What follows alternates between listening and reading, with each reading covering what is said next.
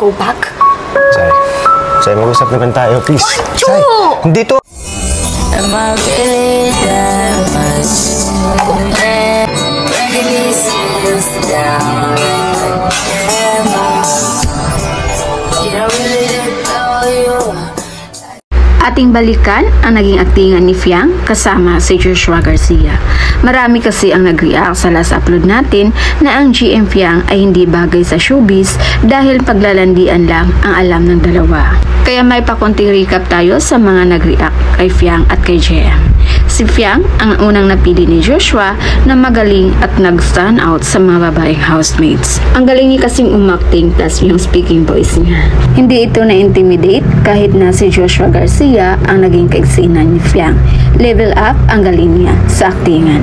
Ang maganda kasi sa ginawa ni Fiang sa aktingan na yun ay yung eye contact at yung facial expression. Kaya dito pa lang sa eksena na to, angat na ang aktingan ni Fiang.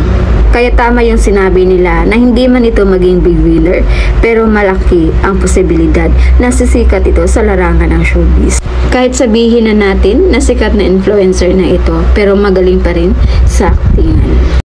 Kahit sabihin natin sanay na ito dahil isa itong sikat na influencer, pero pagdating kasi sa aktingan, angat na angat si Fiang.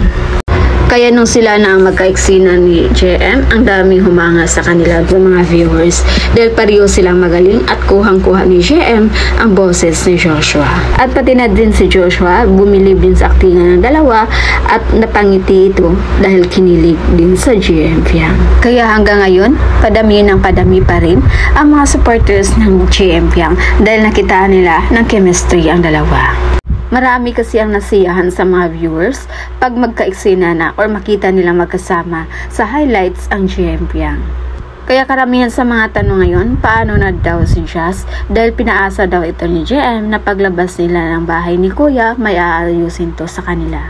Kaya kaabang-abang at nakaka-excite kung ano ang mangyari sa GM Jazz at GM Fiang kahit na matapos ang Pinoy Big Brother Gen 11.